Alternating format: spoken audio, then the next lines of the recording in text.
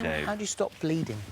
So bleeding is really, really common. I think it's really common, especially when dogs are out walking and they're kind of, you know, getting into all sorts of problems. So I think with bleeding, you need to put pressure on the wound.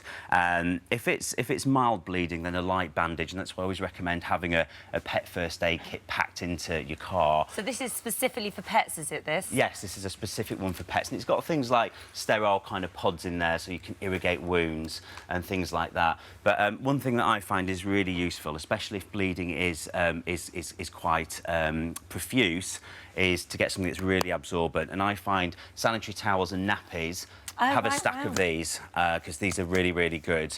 And so what would you do? Push it onto the wound and then bandage around it, or just hold it there? Yeah, so see if Dolly's going to let me... Oops. Oh, Dolly. Oh, here we go again. Just turn it I around love Dolly. So she's very good, isn't she, for these kind of things. Dolly, it's going to get worse. You're about to have a sanitary towel stuck to your back. OK, so obviously you can pop this onto the wound itself, and I would always go kind of with, I would say, a reasonable pressure, and then obviously you can bind that bandage there. What a good idea that is. Yeah, I think it's great, especially when there's a lot of bleeding, because it stops you having to pack more and more and more in.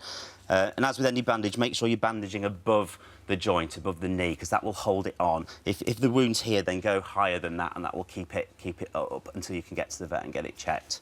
All right, great. She's so calm. She's unbelievable. How many times has she had this demonstrated on her? She has lots of vet students practising bandaging on her. She's 10 now. She was a rescue dog, yeah. She's very, very calm.